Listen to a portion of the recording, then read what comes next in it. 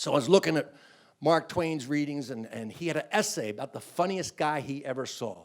Funniest guy I ever saw, Artemus Ward. Artemus Ward's real name was Charles Farrar Brown. He was from Maine.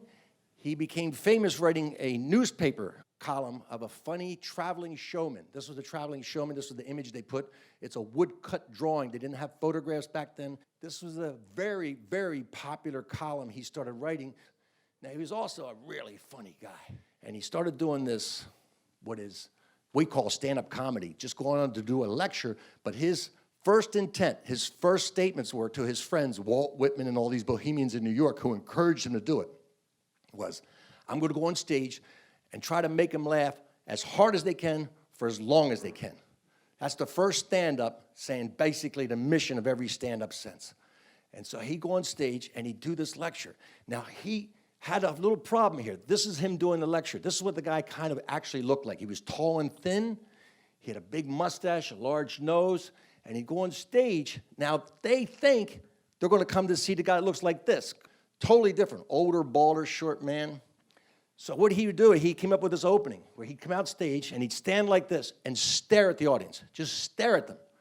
And they'd sit there for a minute. The audience starts getting uneasy. Why is he just staring at us? Why did he say something? They start talking amongst themselves. They start moving their chairs around. And when he got them really just at about the point where they were just going to erupt, he'd go, excuse me, if you'll stop this interruption, I'll continue with my lecture. He'd get a big laugh, and off he'd go. One of his jokes was, we must all learn to live within our means, even if we have to borrow money to do so. Here's a joke of his that you might not know is his. You probably heard it. If a man says it's not the money but the principle of the thing, it's the money of the thing. That was his joke. A thing right off the bat, he was packing theaters. He had fans. One of his fans was Abraham Lincoln. Abraham Lincoln was probably the funniest president. He not only liked a funny joke, but he could tell one. In his 1858 run for Illinois senator against Stephen Douglas, they had debates, famous debates. In one of the debates, Stephen Douglas wrapped up his part by saying, and my opponent, Abraham Lincoln, is two-faced. And he sat down, and Lincoln stood up and said, ladies and gentlemen, if I were two-faced, would I wear this one in public? White House. Artemus Ward would sneak in the White House and hang out with Lincoln at night. He wasn't allowed to go in the front door because Mary Todd Lincoln was a teetotaler. Artemus was a drinker, and he would show people. Show people were looked down upon. They were below vagrants. They were like almost pirates, or you just looked down on them. They weren't suitable for normal society.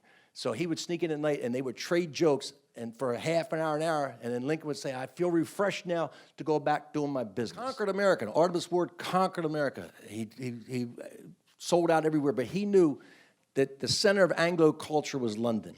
And nothing that the Americans have ever sent to England had ever been accepted by the English culturally. Their idea of us doing comedy was a guy in a coonskin cap, dancing bow-legged on stage. That was about as funny as we were to them. And he went on stage and bowled them over. He was a huge hit there. The problem was he had consumption. He was there in the wintertime in London. The London fog virtually killed him. And he died in England in 1867. At the age of 32, they gave him a state funeral. Royalty attended. Charles Dickens were fans. All these people in the English literary were fans of his, and they honored him. Completely forgotten in history because there's no recordings of him. There were really no transcripts of his act. I had to really dig and find some jokes and that sort of thing, but he was very famous. I'm obsessed with the guy. I wrote a script about him. It's out there right now, so if you ever see a movie about the first stand-up comic, and you'll say, well, I knew about that guy.